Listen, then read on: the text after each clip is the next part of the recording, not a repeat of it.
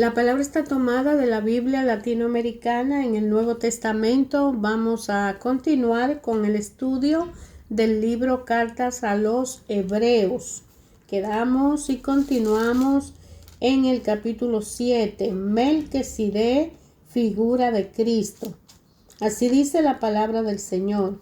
Se sabe que Melquisedec, rey de Salem, sacerdote del Dios Altísimo, salió al encuentro de Abraham cuando volvía de derrotar a los reyes.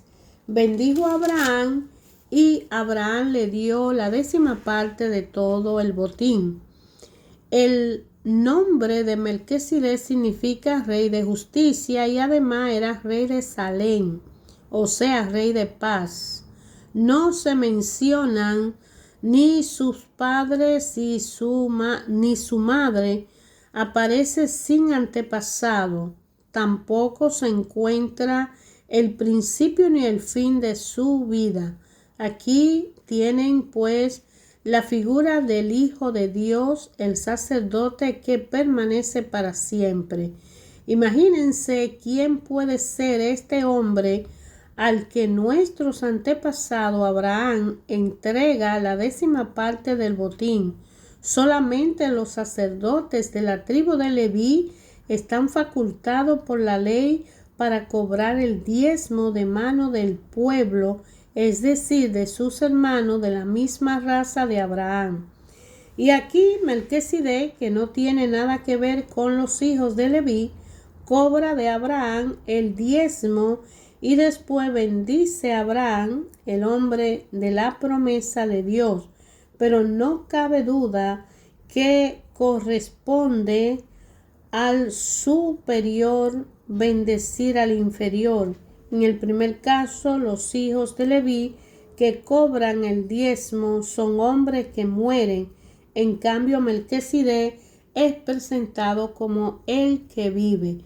Además, por así decirlo, cuando Abraham paga el diezmo, lo paga con él la familia de Leví, pues de alguna manera Leví estaba en su abuelo Abraham cuando Melquisedec le vino al encuentro.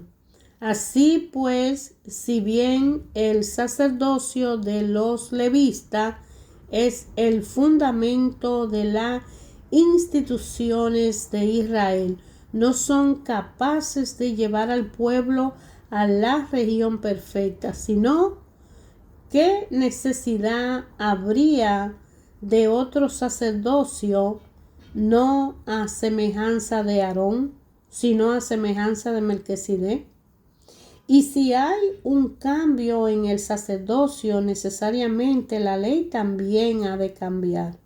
Jesús, al que se refiere todo esto, pertenecía a una tribu de la que nadie sirvió jamás al altar, pues es notorio que nuestro Señor salió de la tribu de Judá, de la que Moisés no habló cuando trató de los sacerdotes.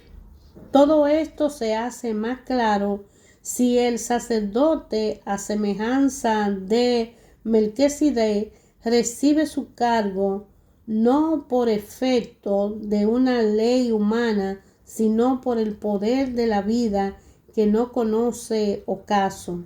Pues la Escritura dice, tú eres sacerdote para siempre, a semejanza de Melquisedec. Con esto se cancela la disposición anterior que resultó insuficiente e ineficaz, pues la ley no trajo nada definitivo y al mismo tiempo se nos abre una esperanza mucho mejor, la de tener acceso a Dios. Y aquí tenemos un juramento, lo que no se dio cuando los otros fueron hechos sacerdotes. Él fue confirmado con este juramento. El Señor lo ha jurado y no se vuelve atrás. Tú eres sacerdote para siempre. Esta es la prueba de que Jesús viene con una alianza mucho mejor. Los sacerdotes anteriores se sucedían el uno hacia el otro porque siendo mortales no podían permanecer. Jesús, en cambio, permanece para siempre y no se le quitará el sacerdocio. Por eso es capaz de salvar a una vez a los que por su medio se acercan a Dios. Él sigue viviendo e intercediendo a favor de ellos. Así había de ser nuestro sumo sacerdote, santo, sin ningún defecto ni pecado, apartado del mundo de los pecadores y elevado por encima de los cielos. Y a diferencia de los sumos sacerdotes, él no tiene necesidad de ofrecer diariamente sacrificios, primero por sus pecados, luego por los del pueblo, y para el pueblo no lo hizo sino una sola vez, ofreciéndose a sí mismo. Así pues, todo es insuficiente en los sumos sacerdotes que la ley establece, mientras que ahora, después de la ley, Dios habla y pronuncia un juramento para establecer al Hijo eternamente perfecto. Tratemos de resumir lo que hemos dicho. Tenemos un sumo sacerdote que está sentado a la derecha de Dios de majestad en los cielos. Él está a cargo del santuario y de la tienda verdadera, levantada no por hombre, sino por el Señor. Todo sumo sacerdote es instituido para presentar a Dios ofrendas y sacrificios, y por tanto Jesús tiene que ofrecer algún sacrificio. Si se hubiera quedado en la tierra, ni siquiera sería sacerdote, puesto que son otros designados por la ley, los que ofrecen los sacrificios. Su liturgia en realidad no es sino una figura y una sombra de las cosas sobrenaturales, como lo indica la palabra de Dios a Moisés cuando estaba para construir el santuario. Le dijo: mira, hará todo conforme al modelo que se te mostró en el cerro. Pero ahora Jesús celebra una liturgia tanto superior cuanto es mediador de una alianza mucho mejor y que promete mejores beneficios. Si la primera alianza no mereciera crítica, no habría que buscar otra, pero Dios mismo la critica cuando dice: vienen días, palabras del Señor, en que pactaré una alianza nueva con la casa de Israel y de Judá. No será como la alianza que hice con sus padres cuando los tomé de la mano para sacarlo del país de Egipto. Ellos no permanecieron fieles a mi alianza, por lo cual yo también los descuidé, dice el Señor. Esta es la alianza que pactaré con la raza de Israel en estos tiempos que han de venir, palabra del Señor. Pondré mis leyes en su mente y las grabaré en su corazón, y yo seré su Dios y ellos serán mi pueblo. Nadie tendrá ya que enseñar a sus compatriotas o a sus hermanos diciéndole: conoce al Señor, porque todos me conocerán, desde el más chico al más grande. Yo perdonaré sus maldades y no volveré a acordarme de sus pecados. se nos habla de una alianza nueva, lo que significa que la primera ha quedado anticuada y lo que es anticuado y viejo está a punto de desaparecer. La primera alianza tenía una liturgia y un santuario como lo hay en este mundo. Una primera habitación fue destinada para el candelabro y la mesa con los panes ofrecidos. Esta parte se llama el lugar santo. A continuación, detrás de la segunda cortina, hay otra habitación llamada el lugar santísimo, donde está el altar de oro de los perfumes y el arca de la alianza enteramente cubierta de oro. El arca contenía un vaso de oro con el maná, la vara de Aarón que había florecido y la tabla de la ley. Por encima del arca estaban los querubines de la gloria, cubriendo con sus alas el lugar del perdón, pero no cabe aquí describirlo todo con más detalle. Estando todo dispuesto de esta manera, los sacerdotes entran en todo tiempo en la primera habitación para cumplir su ministerio, pero en la segunda tan solo entra el sumo sacerdote una sola vez al año y nunca sin la sangre que va a ofrecer por sus extravíos y por los del pueblo.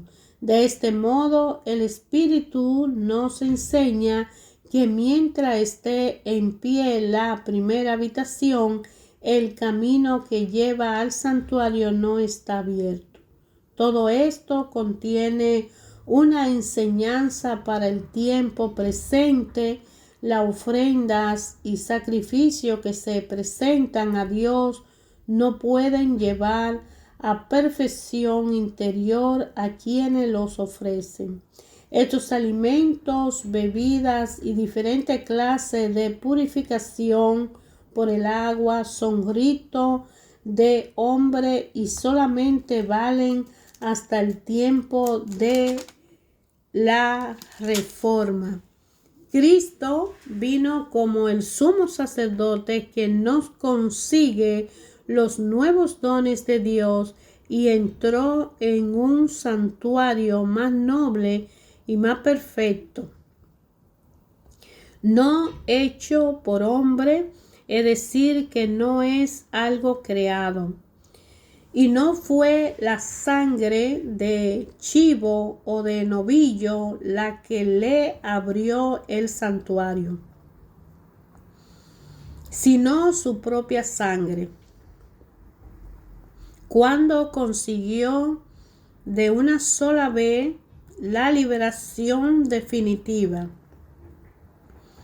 La sangre de chivo y de toro y la ceniza de ternera con la que se rocía a los que tienen alguna culpa, le dan tal vez una santidad y pureza eterna, pero con toda seguridad la sangre de Cristo que se ofreció a Dios por el Espíritu eterno como víctima sin mancha, purificará nuestra conciencia de las obras de muerte para que sirvamos al Dios vivo. Por eso Cristo es el mediador de un nuevo testamento o alianza. Por su muerte fueron redimidas las faltas cometidas bajo el régimen de las primeras alianzas. Y desde entonces la promesa se cumple en lo que Dios llama para la herencia eterna. Cuando hay un testamento, se debe esperar a la muerte del testador. El testamento no tiene fuerza mientras vive el testador, y la muerte es necesaria para darle validez. Por eso se derramó sangre al iniciarse el Antiguo Testamento. Cuando Moisés terminó de proclamar ante el pueblo todas las ordenanzas de la ley, tomó sangre de ternero y de chivo, la mezcló con agua, lana roja e hisopo y roció el propio libro del testamento y al pueblo diciendo: esta es la sangre del testamento que pactó Dios con ustedes. Roció asimismo con sangre el santuario y todos los objetos del culto. Además, según la ley, la purificación de casi todo se ha de hacer con sangre, y sin derramamiento de sangre no se quita el pecado.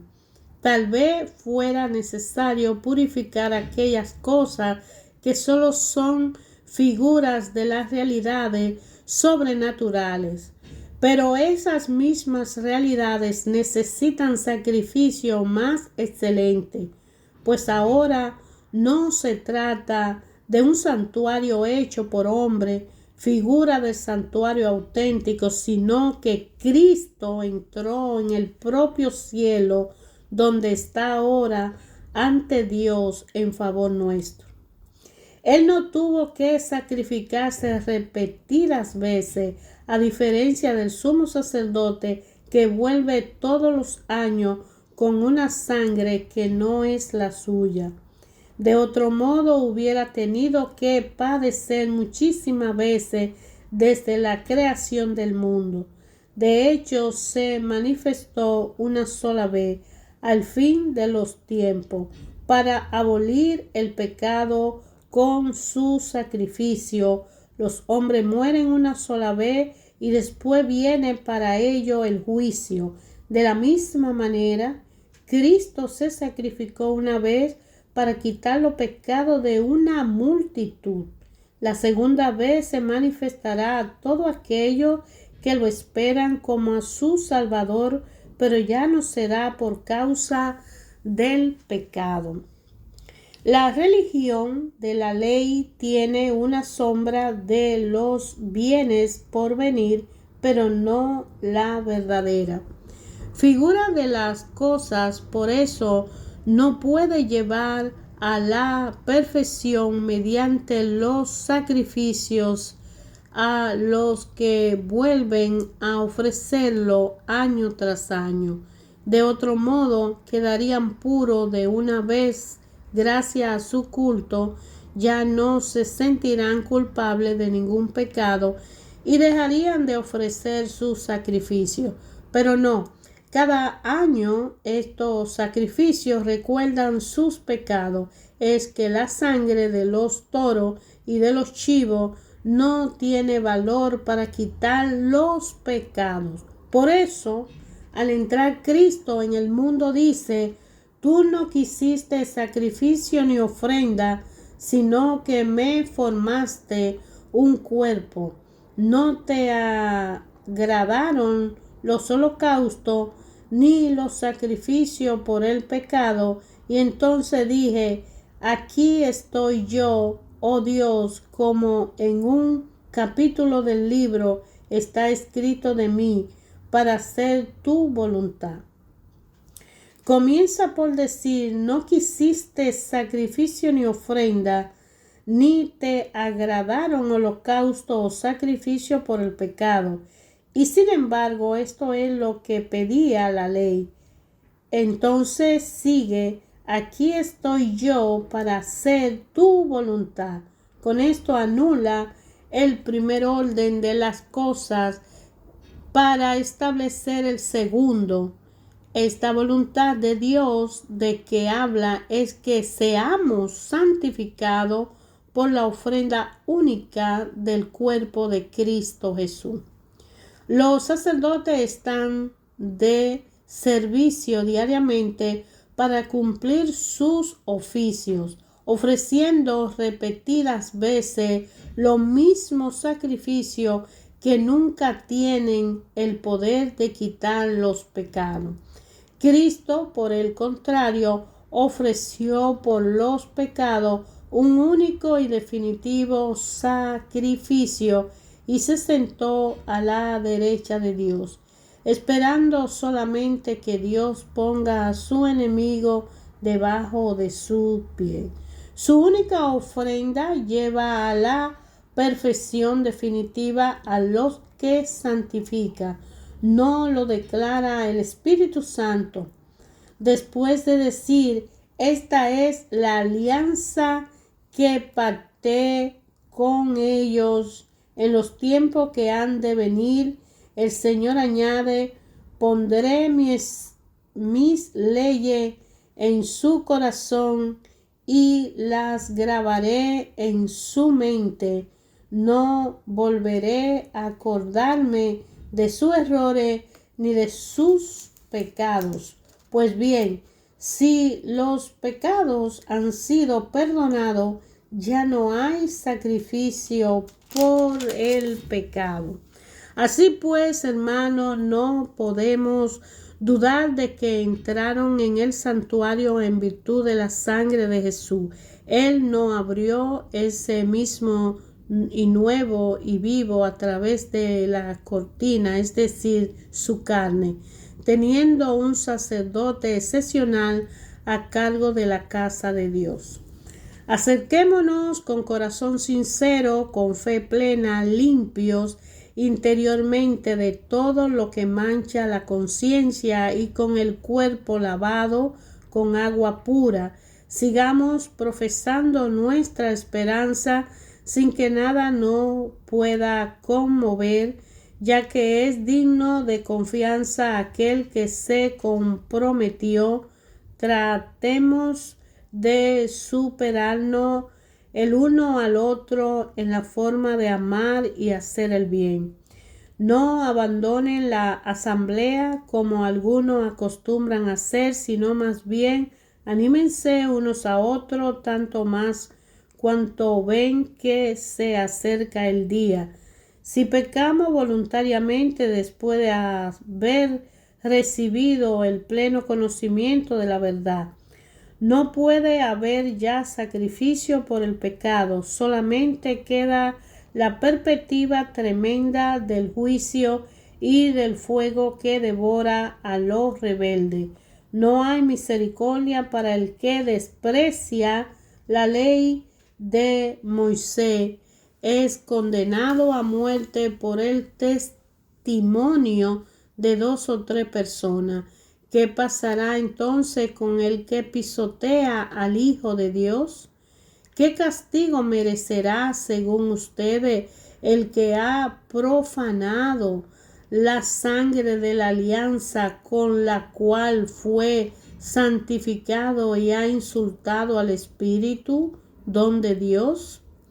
Conocemos al que dijo, a mí me corresponde la venganza, daré a cada cual su merecido, y también el Señor juzgará a su pueblo. Es espantoso caer en las manos del Dios vivo. Recuerden aquellos primeros tiempos, poco después de haber sido iluminados, en que tuvieron que soportar un duro y doloroso combate. Fueron expuestos públicamente a humillaciones y pruebas.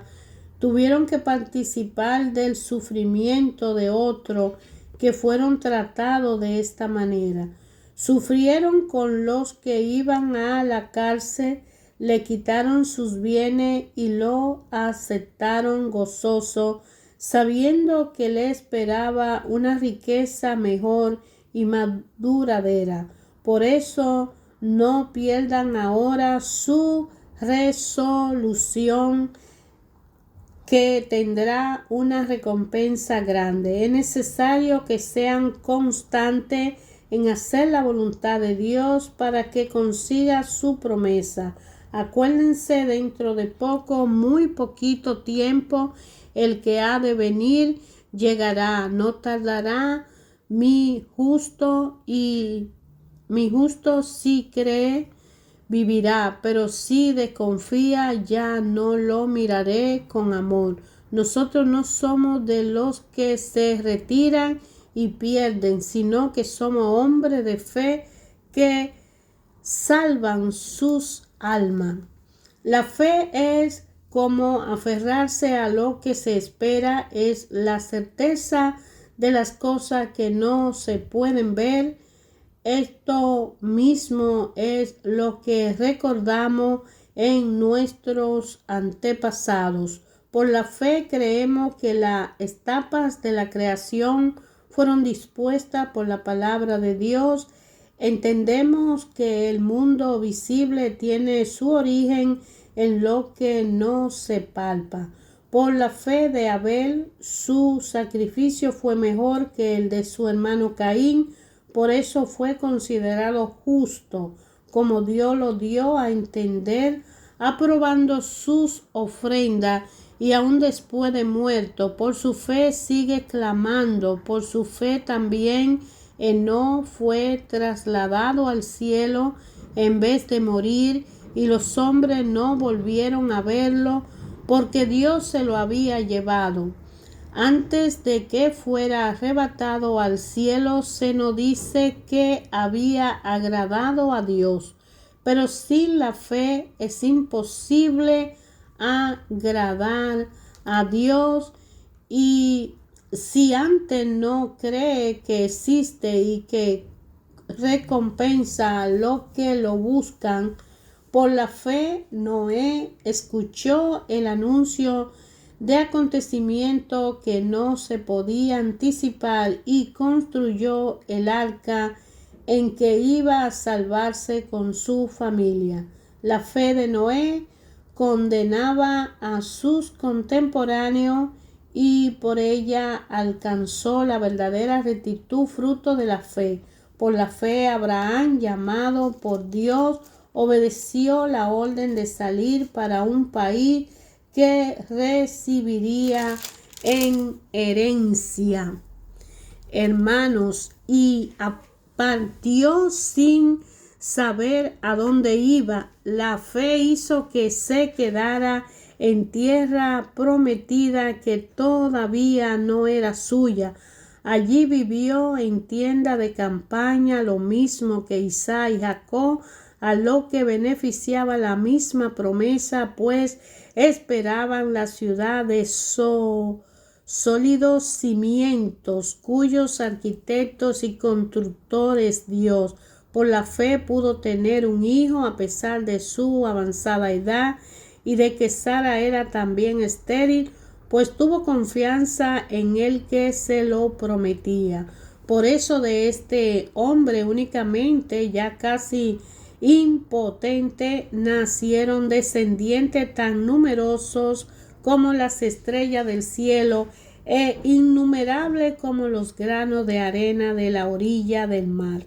Todos murieron como creyentes, no habían conseguido lo prometido, pero lo habían visto de lejos y contemplado con gusto, reconociendo que era extraño y peregrino, eran extraño y peregrino en la tierra.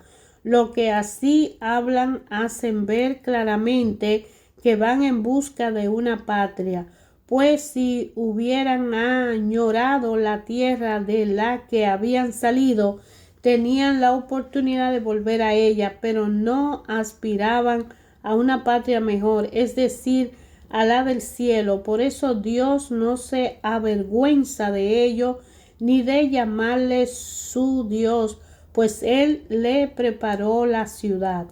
Por la fe, Abraham fue a sacrificar a Isaac cuando Dios quiso ponerlo a prueba. Estaba ofreciendo al hijo único que debía heredar la promesa, y Dios le había dicho: por Isaac tendrá descendiente que llevarán tu nombre.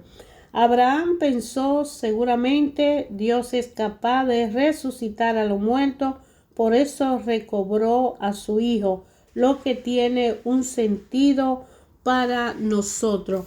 Por la fe Isaac dio a Jacob y a Esaú la bendición que decidían el porvenir. Por la fe Jacob, moribundo, dio bendición diferente a los hijos de José y se inclinó apoyándose en su bastón. Por la fe José, próximo a su fin, recordó que los hijos de Israel saldrían de Egipto y dio orden referente a sus propios restos. Por la fe, los padres del recién nacido Moisés lo escondieron durante 3 meses, pues vieron que el niño era muy hermoso y no temieron el derecho del rey, por el decreto del rey. Por la fe, Moisés, ya crecido, se negó a ser llamado hijo de una hija de Faraón y quiso compartir no el goce pasajero del pecado, sino los malos tratos del pueblo de Dios. Se fijó en que Dios retribuirá a cada uno y consideró que ser humillado con Cristo tenía más valor que toda la riqueza de Egipto. Por la fe abandonó Egipto sin temor a enojo del rey, porque se fijaba en otro enojo pero invisible. Por la fe celebró la Pascua y rociaron con sangre la puerta para que el exterminador no diera muerte a sus hijos primogénitos. Por la fe atravesaron el mar Rojo como si fuera tierra seca, mientras que los egipcios trataron de pasarlo y se ahogaron. Por la fe cayeron los muros de Jericó después de dar la vuelta a su alrededor durante 7 días. Por su fe, la prostituta Rahab dio buena acogida a los espías y escapó a la muerte de los incrédulos. ¿Qué más diré? Me faltaría tiempo para hablar de Gedeón, Barak, Sansón, Jefté, David, lo mismo que Samuel, y de los profetas. Ellos, gracias a la fe, sometieron a otras naciones, impusieron la justicia, vieron realizados promesas de Dios, cerraron bocas de leones, apagaron la violencia del fuego, escaparon del filo de la espada, sanaron enfermedades, se mostraron valientes en la guerra, rechazaron a los invasores y extranjeros. Hubo mujeres que recorrieron resucitado a su muerto, pero también hubo otros que en vista de una resurrección mejor se negaron a hacer el gesto que le había salvado la vida. Me refiero a los torturados. Otros sufrieron las pruebas de las cadenas y de la cárcel, fueron apedreados, torturados, aserrados, murieron a espada, anduvieron errante de una parte para otra, sin otro vestido que pieles de cordero y de cabras. Faltó de todo, oprimido y maltratado. Esos hombres de los cuales no era digno el mundo, tenía que vagar por los desiertos y la montaña, refugiarse en cueva y escondite.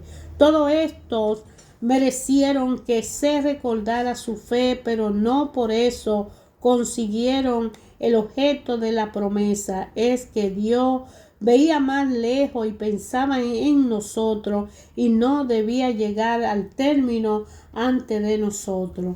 Innumerables son estos testigos y nos envuelven como una nube despongamos pues toda carga inútil y en especial la amarra del pecado para correr hasta el final la prueba que nos espera. Levantemos la mirada hacia Jesús, que dirige esta competición de la fe y la lleva a su término. Es código la cruz en vez de la felicidad que se le ofrecía. No tuvo miedo a la humillación y ahora está sentado a la derecha del trono de Dios. Piensen en Jesús, que sufrió tantas contradicciones de parte de gente mala y no le faltarán las fuerzas ni el ánimo. Ustedes se enfrentan con el mal, pero todavía no han tenido que resistir hasta la sangre. Tal vez hayan olvidado la palabra de consuelo que la sabiduría le dirige como a hijo.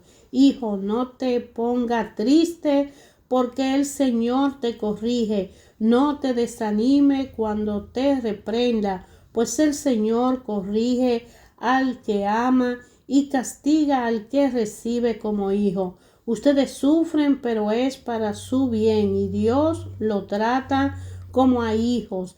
¿A qué hijo no lo corrige su padre? Si no conocieran la corrección que ha sido la suerte de todos, serían bastardos y no hijos. Además, cuando nuestros padres, según la carne, no corregían, los respetábamos. ¿No deberíamos someternos con mayor razón al Padre de los espíritus para tener vida? Nuestros padres nos corregían sin ver más allá de la vida presente, tan corta, mientras que Él mira a los que ayudarán a alcanzar su propia santidad. Ninguna corrección no alegra en el momento, más bien duele, pero con el tiempo, si nos dejamos instruir, traerá fruto de paz y santidad. Por lo tanto, levanten las manos caídas y fortalezcan las rodillas que tiemblan. Enderecen los caminos tortuosos por donde han de pasar, para que el cojo no se pierda y más bien se mejore. Hermano, a través de estas palabras de Pablo a los hebreos encontramos discernimiento y sabiduría, fortaleza, todo aquello que estamos arduamente caminando para ser mejor en los caminos del Señor. Y sabemos que todo no es para nuestro bien. De alguna manera los hebreos eran necesarios que conocieran todo esto, porque aquí habla Pablo de que procuren estar en paz con todo y progresen en la santidad, pues sin ella nadie verá al Señor. Cuídense, no sea que alguno de ustedes pierda la gracia de Dios y alguna raíz amarga produzca brotes perjudicando a muchos. Que no haya ningún inmoral, impío como Esaú, que por su guiso entregó su derecho sagrado de hijo mayor. Ustedes saben que después, cuando quiso obtener la bendición, fue rechazado y no pudo cambiar la decisión, aunque lo pidió con lágrimas.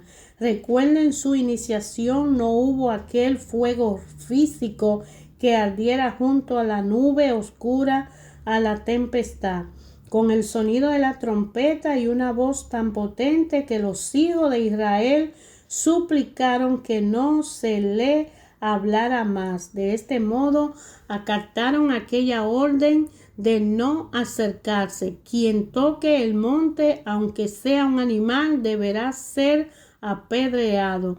Lo que se veía era tan terrible que Moisés dijo: estoy temblando de miedo.